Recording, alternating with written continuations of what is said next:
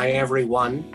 Welcome to the ABSC 70th anniversary. My name is Gary Jaskula, and I'm delighted to be your host for this evening's very special celebration. Thank you, Gary, for introducing me, and thank you for introducing our distinguished guests and all the people that are attending tonight. I am so grateful that you're all here to celebrate our 70th anniversary together.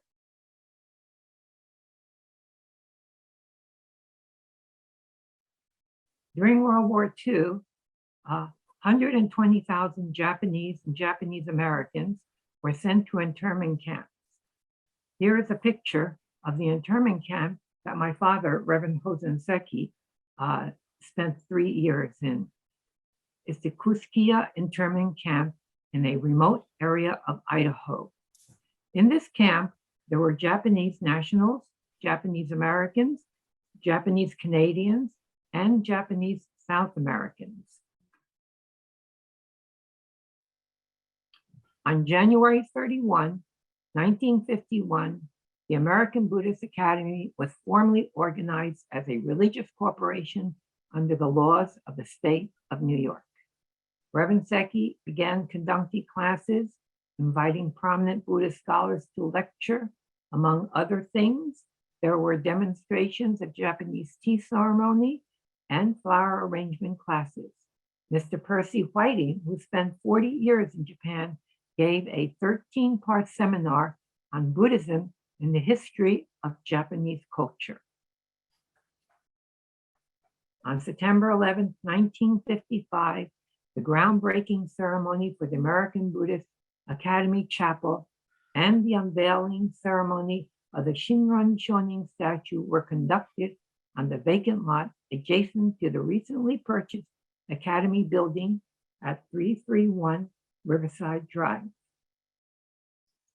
Professor Tamori Arai of the Herbert H. Lehman College Library in New York City volunteered her expertise in 1973 to catalog and systematize the Academy Library books.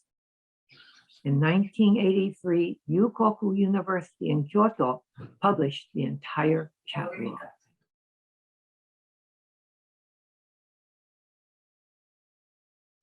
At this point, I'd like to introduce you to an old family friend and longtime church member of the New York Buddhist Church, is Nancy Okada. Thank you. Thank you, Hoshina, for the introduction. Yes, I am quite involved in both the American Buddhist Study Center, as it's called now, and New York Buddhist Church through my parents, who were very active in the New York Buddhist Church when war broke out, after the Korean War, up until when we moved to the new facilities on 105th Street and Riverside Drive. However, I really did not understand the goal of the Academy until Reverend Seki had retired and we were walking on a lanai somewhere in Maui, and he felt like talking. And I asked him, why would you risk coming to the United States to open up an academy of Buddhism? He looked me in the eye and he said, war. When he left Japan in the early 1930s, Japan had more or less become a military state.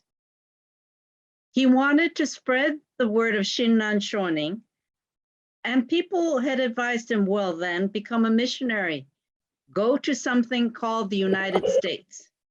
Build your dreams of having an international arena for Buddhism and take care of the people that need Shinran Shonin's words so desperately. So he said, he decided to come, and he never looked back. But he saw the diversity in coming to New York of all the religions, Judeo-Christian religions. There were already Zen practitioners. We had Theravadan groups, Ceylonese, and from Burma. And he said, you know, I felt like I had to bring everybody together.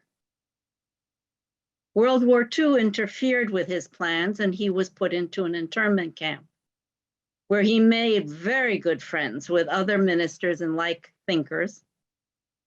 When he came out to New York, the first thing he did was talk to my father, who was the director of the church during the war years. And he said, okay, how many non-Japanese have come into this church? And my father said, not too many, because we're the social welfare center of all the people who are coming out of camp, besides those Japanese nationals who were not sent to camp and in New York. Next question, who took care of the services while I was in camp? And my father sheepishly said, I did. And he said, you did the memorial services and the funerals? Well, at that time, New York was really not allowed to do funerals for Japanese nationals. It was done on the quiet. And my father had kept a list of all the people that he had helped during that time. And Reverend Seki said, well, where are the non-Japanese? Because of the war, as metropolitan a city as New York City was at that time, nobody who was not Japanese came through our doors, except one person. His name was Boris Erwitt. He was from Eastern Europe and miraculously was a certified Jodo Shinshu minister. And he helped my father. And so making visits after the war to various Buddhist centers, Theravadan, as well as Mahayanan, Reverend Seki said, I have a church in New York. We don't know anything.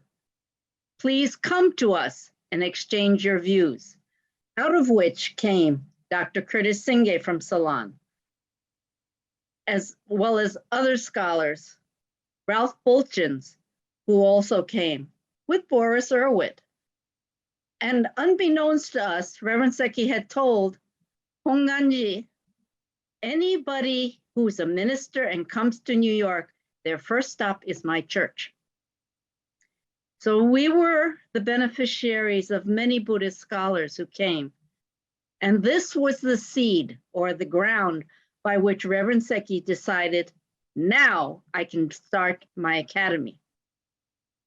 And the board at first was hesitant and then said, okay, we'll back you on this.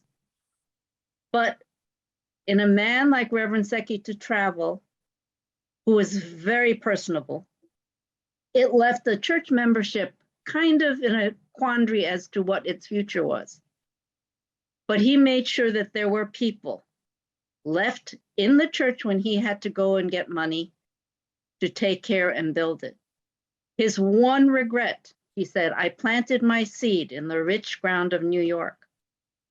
I have people who have come to support the academy.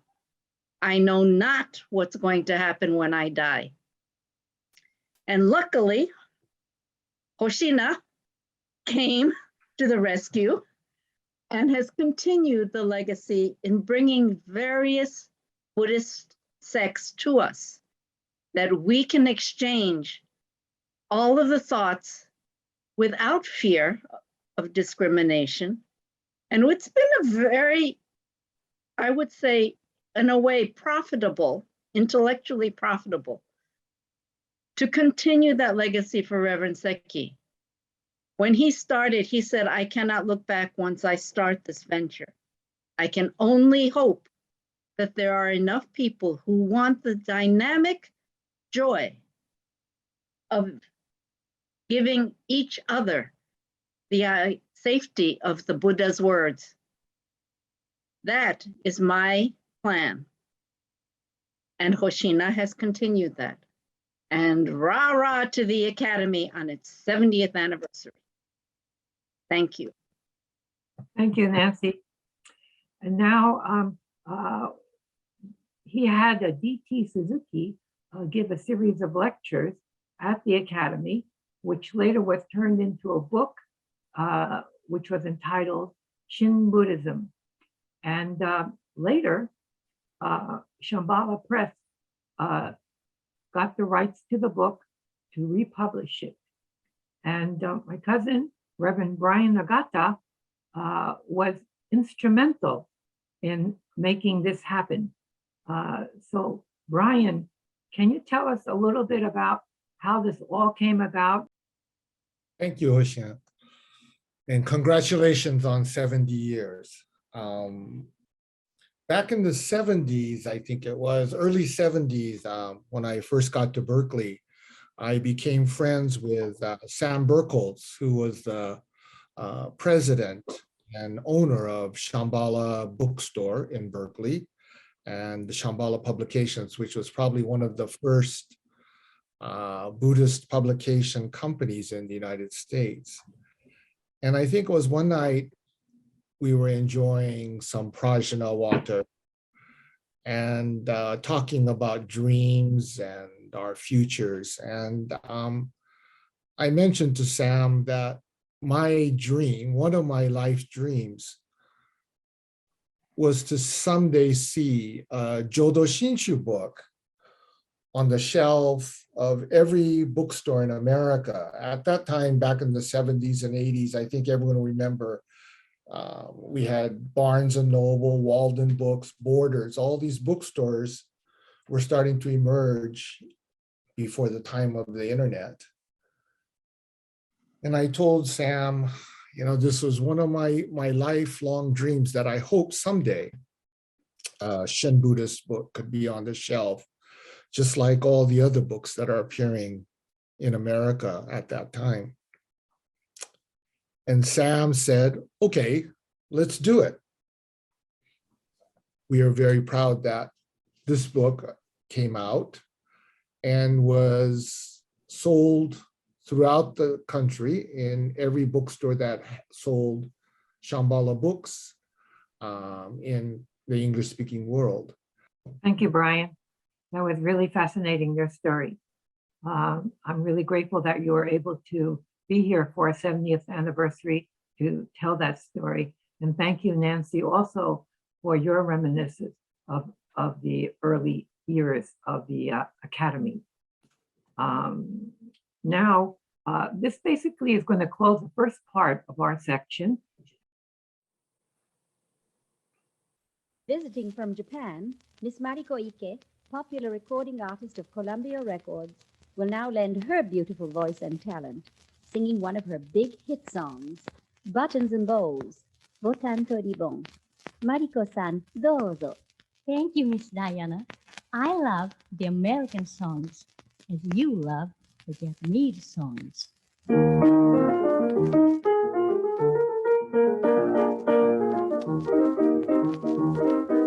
East is east, and west is west, and wrong one I have chose. Let's go where your capo will, and those clothes and flowers and buttons and bows, rings and things and buttons and bows. Don't bury me in this prairie, take me where the cement flows. Let's move down to Sunbeam Town, where the lava gal by the kettle blows. I'll stand out in buttons and bows.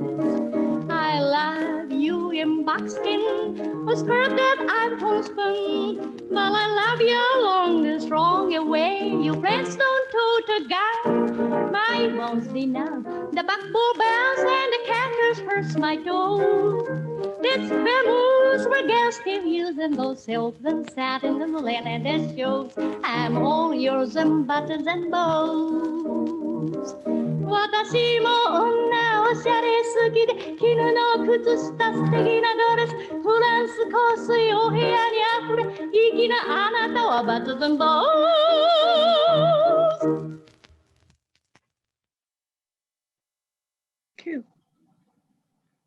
Oh, that was just great. Wonderful, wonderful. So that is the section on the past up till now. And in around the year 1999, the academy transformed into the American Buddhist Study Center.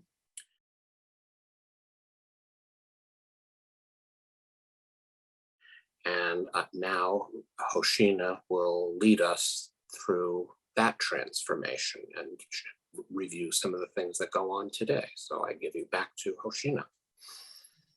Thank you, Gary. Actually, it was a new beginning. And the new beginning really started in 1995. The ownership of the Academy building at 331 Riverside Drive was formally transferred from the American Buddhist Academy to the New York Buddhist Church. The reason for this transfer in ownership was threefold. First, since the retirement of Reverend Seki in 1981, the Academy had been unable to find a successor to carry on its active programs. Second, the church, with its limited space in the adjacent temple building at 332, was utilizing the Academy building to a greater extent. And third, the Academy building, which was over 70 years old, was in serious need of improvements and modernizations. In the best interest of both institutions, to permit the church to assume the complete responsibility for the modernization and maintenance of the Academy building, in exchange, the church would provide the Academy with a 99-year lease of the third floor of the modernized building. My brother, Hoken Seki, took over and worked at forming a new board of trustees to reflect the new global dimension of Buddhism more accurately. The present began in 1998. My brother turned over the American Buddhist Academy to me. Myself and my wife, Josephine, worked together to form a new board, which included Josephine Seki, Reverend Dr. Taitetsu Unno, Reverend Arthur Bergara, Brian Nagata, and Isabel Bernard. Later, Abe Yoshida, Gary Jaskula, Dr. Gordon Vermont, and Mark Sullivan joined the board.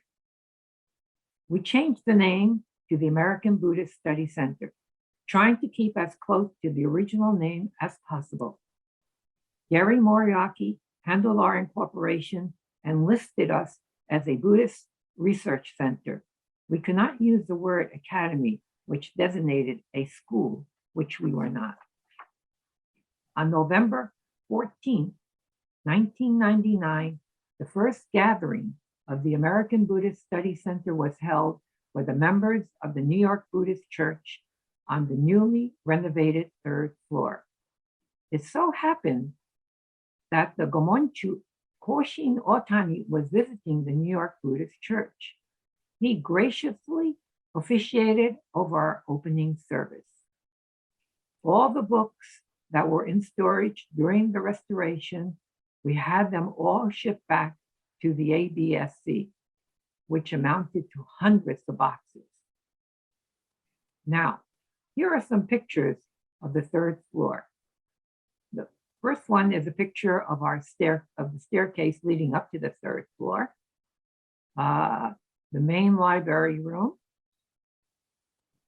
the reception area where we hold programs and little gatherings and meetings, our bookstore, and my office. Over the past 12 years, we held art exhibitions, lectures, symposiums, tributes, field trips, and published 18 publications. Here is just a small sampling. We had field trips to the Vihara Buddhist Temple in Princeton to see the largest sitting Buddha statue on the East Coast. Then we had a tribute to George Aritani. This was the first out-of-state event for us. George was a great Japanese-American philanthropist legend. And then we had a tribute to D.T. Suzuki at MoMA. What an historic event with Dr. James Dobbins as one of our keynote speakers. At the study center, we held many lectures and talks. Here is one with Reverend Dr. Taitetsu Unno. Here is a field trip to the University of Penn when Dr. Gordon Vermont set up a talk with Dr. Mark Blum. Then there was the 60th anniversary of the Shinran Shonin statue. Here we see Reverend Umezu helping to clean the Shinran Shonin statue. We hosted many authors. Here is Manoru Funai designing his book, The Monkey Pod Tree, which we published. Here's a picture of Yukiko Sato. We turned our library into a sewing school, and she was teaching us how to make yukata. Here are the participants to hear Reverend Dr. David Matsumoto and Professor James Kag to speak about Buddhism and philosophy. Those are just some of the many programs we held. Thank you, Hoshina. So many wonderful memories.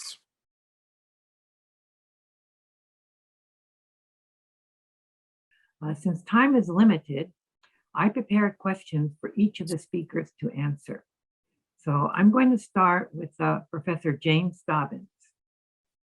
And the question is, James, how did you discover the teachings of Shinran Shonin, and what attracted you to write about Eshini, which Letters of Non-Eshini is considered one of the most read books in Shin Buddhism?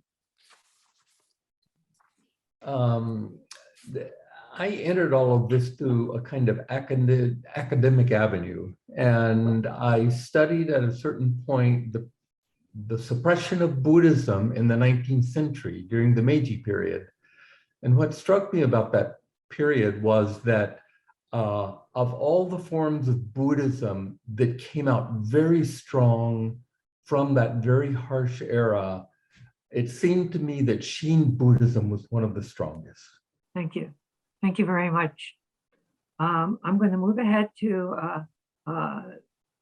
Reverend Dr. Toshikazu Arai. We just published his book, The Path to the Pure Land, earlier this year. And we also had a book discussion on the path to the Pure Land. However, my question to you is, I understand you had a decisive encounter in 1975 with Reverend Dr. Taitetsu Unno while studying in Hawaii. What did Unno Sensei say made you devote your life to Shinran Shonin's teachings? Thank you. First of all, I was first attracted to his personality before I was attracted to Jodo Shinshu. I had the wrong idea that people in religion must be authoritative and hard to approach and dogmatic, but he was not such a person. In a good sense, he was an ordinary person. I could talk freely. And I wanted to, I thought I could listen to him, and I wanted to listen to him, and I wanted to listen to him more. That is how I was I approached him. Although my family was a member of a Shin Buddhist temple, I had almost nothing to do with any part of Shinran's teachings. But Dr. Unno was the person who introduced me to real live teaching of Shinran Shonin. Thank you. Thank you, Sensei. Thank you very much. And now my next question is to Professor Aaron Proffitt. Thank you, Aaron, for all the introduction to Buddhism talks that you've been giving us for the last several months. I am deeply grateful. But my question is, your teachings and studies of East Asian studies cover all forms of Buddhism. Among all the various practices, what drew you to become a Jodo Shinshu follower? And how has this practice changed your life? and how? Thank you so much for the invitation to participate and the question. And it's been really a lot of fun to put together these lectures that are appearing on the American Buddhist Study Center YouTube channel. I spent all this time hanging out with Jodo Shinshu priests who were willing to speak with this space alien that appeared and said, "Hi, I'm a white guy speaking to you in Japanese about Buddhism. I know that's weird, but tell me more." And it was just kind of a life-changing experience. I wanted to know more and more. And but of course, on the academic side, one of the things I was really curious about is, why is it that the largest school of Buddhism in Japan, and what I learned is one of the most important forms of Buddhism in the Americas, is so poorly understood? So that's something that I wanted to really get involved with. And even in grad school, I'd have people say, "Oh man, why are you spending time on this Pure Land stuff?" And like, man, you don't get it, But for me, I remember the first time I was at the Denver Buddhist temple, eating teriyaki and drinking a beer with the priest. I was like, this works for me. Thank you, Aaron. That was a wonderful explanation. And yes, getting together, having a couple of drinks is a nice time. But under all of that, we are Shin Buddhists. So thank you, Aaron. Now we're going to change it a little bit around, because we're going to talk about Japanese culture, and Auguste Elder is going to be our first one to talk about Japanese culture. And I had a question for him about that. As you know, he's a potterer. So my question is, what is about the culture of Japanese pottery that inspires your work? You gave me the toughest question, Hoshina. You gave me the toughest question and you gave it to me early, and I really appreciate it. And I sat with it and I thought, what could I possibly say about this, especially as a potter? But there's something to Japanese pottery that goes beyond embodying. It is body. It is imperfect. It is asymmetrical. It is flawed in the most human way possible. It bears the scars of its existence. It bears the scars of its coming into the world, and it does not hide those scars. So there's a sort of brutal, ephemeral nature to Japanese pottery that is so saturated in the culture, in embracing the ephemeral, embracing the pathos. Mono no rai. I keep going back to that, the sort of the pathos of all things. That Japanese pottery is so quintessentially full of pathos. And sometimes you see the fingerprints of the potter. Sometimes you see the piece that the one piece was fired next to. You see where they got too close and they kissed, and they bear that permanent embrace, even when they've been broken apart, just in the same way that people carry the past with them, and old relationships, new relationships, and all those fractures, and the way that Japanese culture celebrates the fractures and says that which is broken is beautiful. I mean, I could go on probably for too long about that, but I think being an incredibly imperfect person that I am, that I saw a resemblance between Japanese pottery and myself, and I thought, maybe I do have a little bit of a toe in that homeland that I've never been to. And so the poetic resonance, I listen to it all the time. I learn from it all the time. One of my greatest teachers is the clay itself. What a wonderful answer. Thank you so much. Thank you, Hoshina. And thank you also for giving me the opportunity to see my work at the American Buddhist Study Center in a couple of exhibits. Thank you for letting us exhibit your work. Thank you. We're going to move along. continuing with Japanese culture, Gary is going to come back in and introduce us to two more speakers who are going to be actually showing their videos, a short video clips.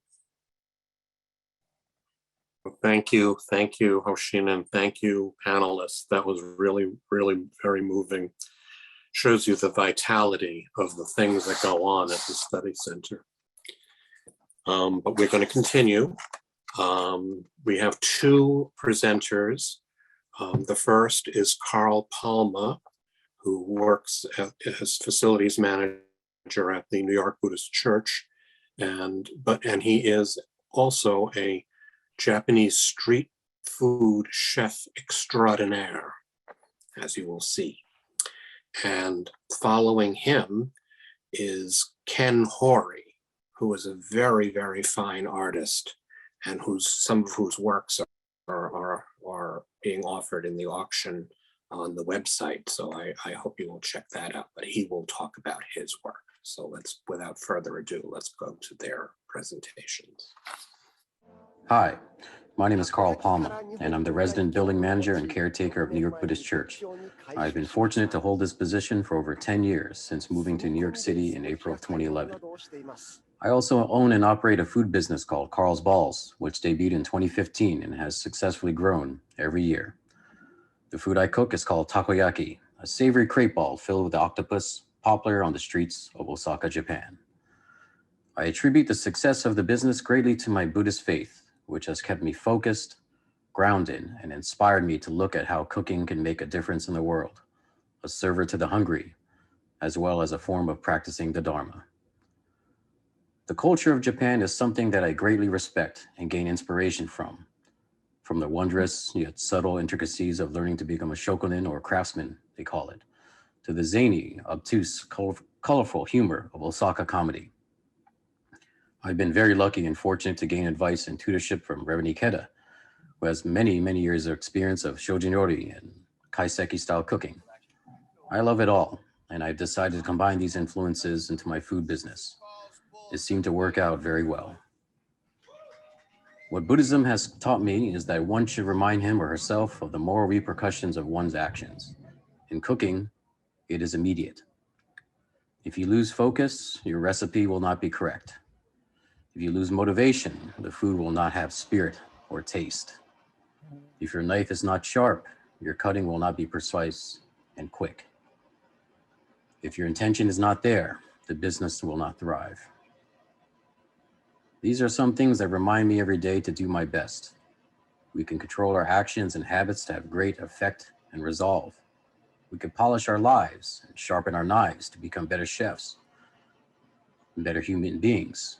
But no matter what we do, time is the one thing we cannot control.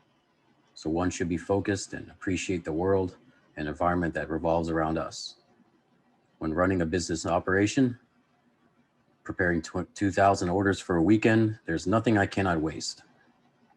Not only do I have to be focused, but I have to cultivate love and appreciation for what I do, because I truly feel that the customers will feel that energy in my cooking.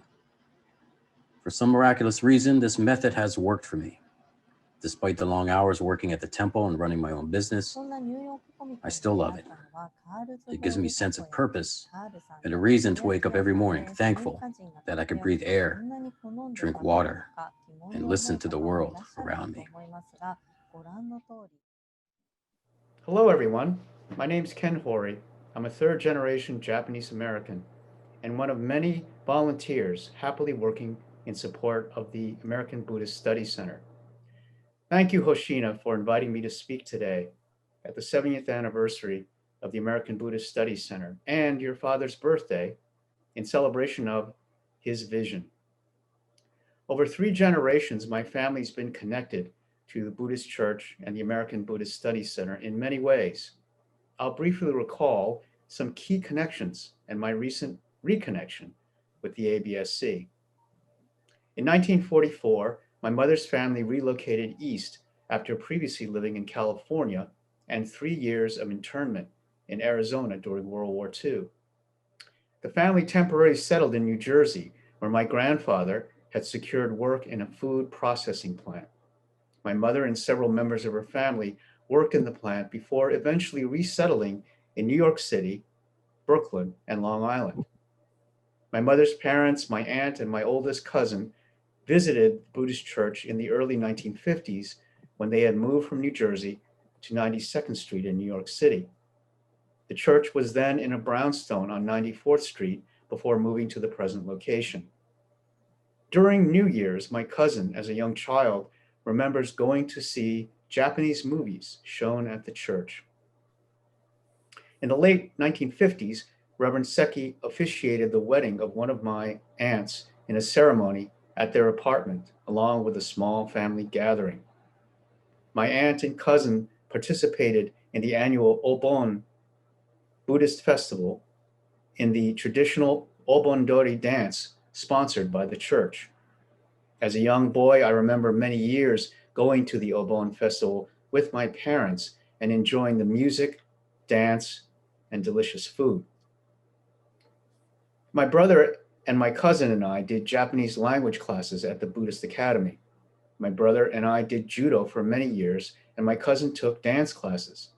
And while I did Japanese language classes and judo on Saturdays, my mother attended calligraphy and flower arranging classes. Over the decades, at the passing of my grandparents, our family had their funerals at the Buddhist church with Reverend Seki, and their ashes are kept in the Hondo, as are my father's, who passed in 2015. In the fall of 2019, I was very happy and honored to have the opportunity to exhibit a selection of my father's artwork, along with my own, in the ABSC library at the invitation of Hoshina Seki.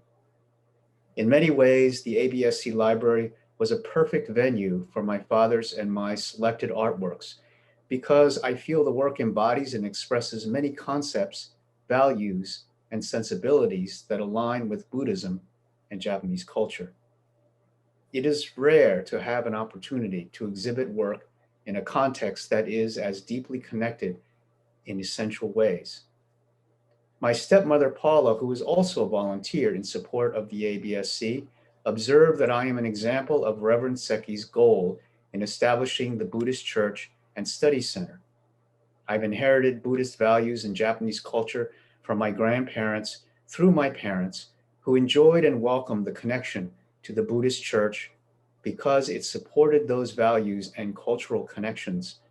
And I am grateful to be part of a continuum that I will pass on to my daughters, and so on and so forth. Thank you, Hoshina and the ABSC board and all the volunteers on this great occasion. I'm honored, along with you, in our ongoing support of the ABSC mission. And thank you, Ken, and thank you, Carl, for those wonderful presentations. And now it's time to play a short video about D.T. Suzuki talking about mankind.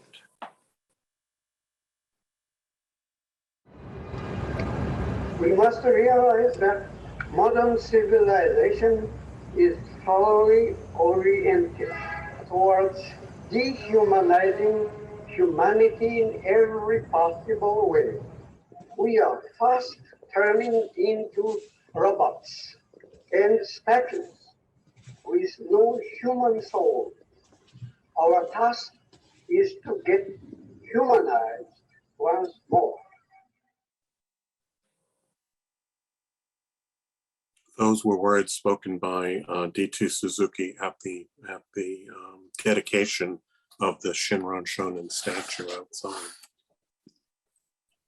And so now we go back to Hoshina. We have done the past and the present, and now we will talk about the future.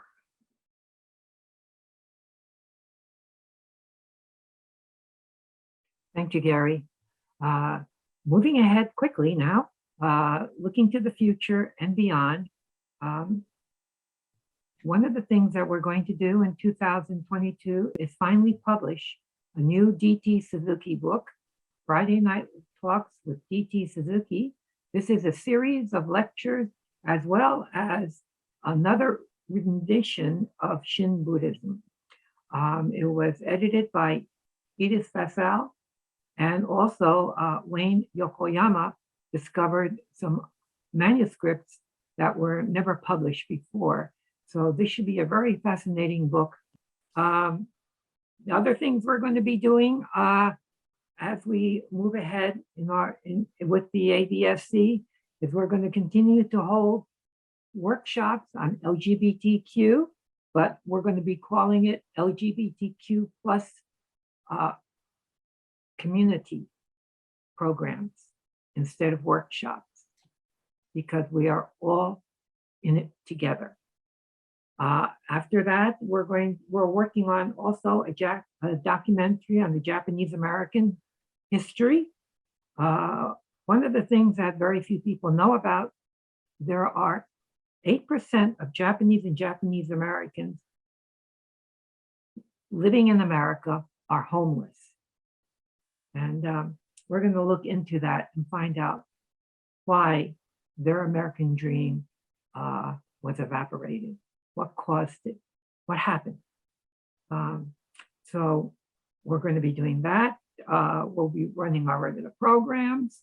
We'll be looking for new people to highlight, and it's going to be a very exciting time. It's going to be the beginning for us again. But now I am really excited because at long last, we're going to hear a Dharma message from Reverend Dr. Mark Unno. Thank you, Hoshina. Thank you to everyone, all the speakers and those of you who are present. I'm very grateful for this opportunity in this moment. I want to convey my greatest congratulations to Hoshina, to Josephine, to everyone from the American Buddhist Study Center on the occasion of the 70th anniversary celebration, which is wonderful. And I've so enjoyed all of the presentations made. I also want to briefly mention, you can see that my mother, Alice Unno, is attending this event. My wife, Megumi Unno, also is in the corner, along with my mother's newer dog, Jampa, which is Tibetan for good buddy, but it's also appropriate because he is such a jumper.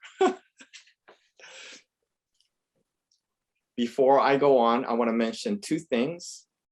One is our family going back 3 generations to my grandparents, the Reverend Enryo Unno and Hana Unno, and their close friendship and association with the Sekis, Reverend Hozen Seki and wife Satomi Seki, and down to the next generation, Taitetsu Unno and Alice Unno, and Hoshina and Josephine, and then now to my generation as well. We have benefited tremendously from our friendship, our association, from the Dharma treasure and Dharma gifts. So what I want to share about our family's benefit from the American Buddhist Study Center begins with the time that my grandfather's family arrived in this country. This was 1935. My father was 6 years old. And when they left the port from Kyushu to set sail on the 2-week journey, first to Hawaii and eventually to the West Coast of the United States, my great-grandmother had one message for my father, who was 6 at the time.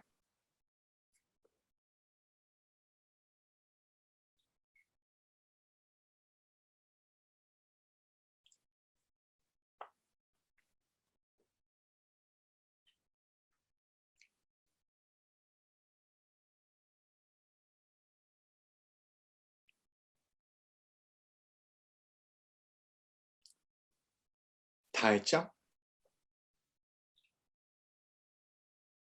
Tai-chan.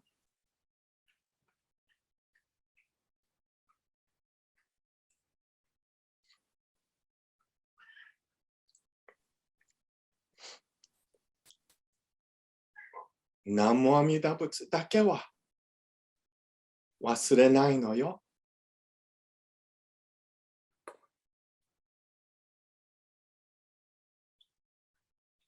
Tai, just don't forget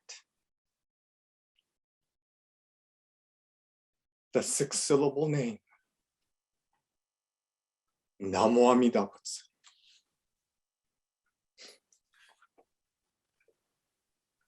And I think that was the spirit with which my grandparents, my father came to this country, and the same spirit with which Reverend Hosen Seki and wife Satomi came to this country. And I was very fortunate that I met Hoshina's mother towards the end of her life in Hawaii. She was about 90 years old, in a wheelchair. But when I met her, she had the gentlest smile and the warmest welcome, the spirit of great compassion. I want to read to you a brief passage from Reverend Hosen Seki's book, The Great Natural Way.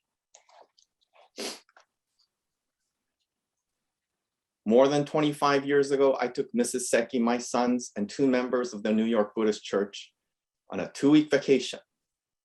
We went to Boston, Vermont, Maine, Canada. It was a quiet trip except for one day when my older son, that's Hoshina, who was about 10 years old at the time, began to act up. So I scolded him, telling him to behave, to be quiet, but he didn't. So I told him, if you continue, I'll put you out on the road, so behave. But he continued. Finally, I stopped the car and told him to get out, that we would go ahead to New York, and he was free to go wherever he wanted. He said, okay, and got out. I resumed driving. I went on for 40 minutes. Meanwhile, all of us worried, how would he get back? My mind was constantly on him. Finally, I turned back and went to the place at which I had let him out. I saw him approaching the car. I drove up to him and stopped beside him, and I said, get in. I could see that his eyes were filled with tears. This time, without saying anything, he sat down in the back seat. This is the mind of parent, which never forsakes its children. When we know of Amida's embrace, we will know that we are never forsaken. Even though we may not know of Amida Buddha, still his calling and Fusha exist. The key of oneness with Amida is to meet, to know, to hear his mind. In the teaching of the Buddha, it is always Amida Buddha and I, not the sutras, others' opinions, and the like. We should think Amida Buddha, face to face, Amida and I. When I first met Hoshina, he was very stylish as Hoshin at the time, very stylish, so elegant. And he was perfect in New York City. He was perfect in the heart of the city. I would say he had a very metrosexual style. Little did I know, it took him 70 years to come out as his true self, which is now Hoshina, now as her, 70 years. Yeah. Gradually, the seed had ripened. But I do not believe this could have happened without the Dharma, without the awareness of being grasped, never to be abandoned, to truly become herself. And all along that journey also, Josephine. And it was not easy for Josephine, but they have made this journey together, now as the closest of friends on the Dharma path, on the Buddha way. For when Hoshina was first looking for her way, knowing that she was a round peg trying to fit into a square hole, he needed to meet a kindred spirit, and that was Josephine.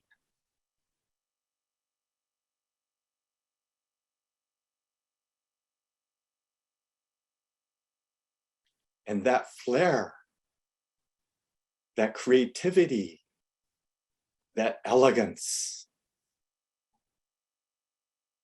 is deeply rooted in the spirit of Reverend Hosen Seki and wife Satomi,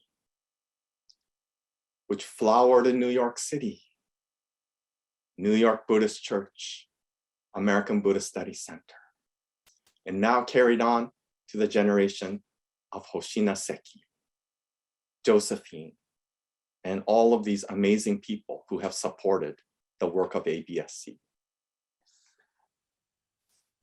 I want to conclude with a brief poem by the great, humble, wooden clog maker, geta maker, Saichi,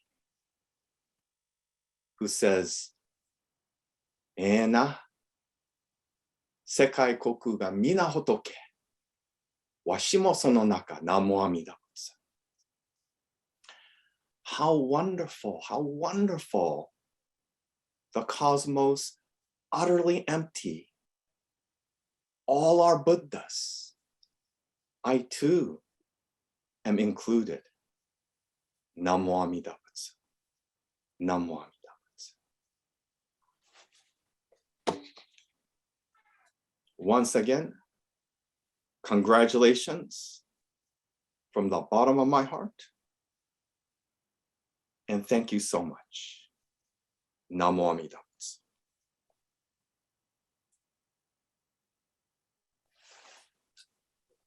Thank you so much, Mark, for your wonderful talk. And I'll tell you that ABSC is still receiving royalties from Buddha of Infinite Light. So I am so grateful to everyone for making that possible. So thank you. Thank you very much. Talking about Josephine, she wasn't able to make it here. So she had given me something to read to everybody, and I'll read it to you now. Josephine Seki says, I was gratefully part of the first team of board members under the guidance of Reverend Dr. Taitetsu Unno. I send a warm hello with many grateful memories. The years of work and programs were intertwined with spiritual Buddhist teachings that became fused naturally and internally forever. Namo Amida Butsu. So thank you, Josephine. So this is going to conclude our 70th anniversary. I am so happy that you were all able to attend. Thank you again to all the speakers. Thank you to Gary for hosting the event, and a very special thank you to Mark for his heartwarming talk. And I will join your chat later, Mark. But we're going to close now. We were going to have Reverend Umezu give the closing gassho, but something came up and he was unable to do it. So we're going to have Reverend Shobo Gary Jaskula give our closing gassho, and we'll just have some last minute words.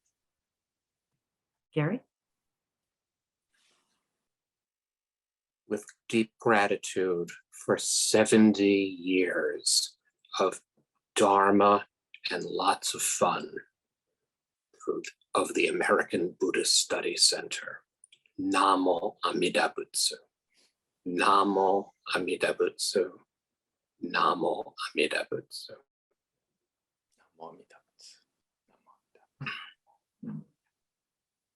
So thank you for attending. Be sure to look at the website to see the auction link and the donation links if you wish to join. And I encourage everyone who has not actually joined the study center to do so. Share the magic, join. And before we leave, it would be nice to take a group picture of all of the attendees. And so thank you very, very much. And here's to the next 70 years of the Study Center. Thank you so much. Thank you, everyone.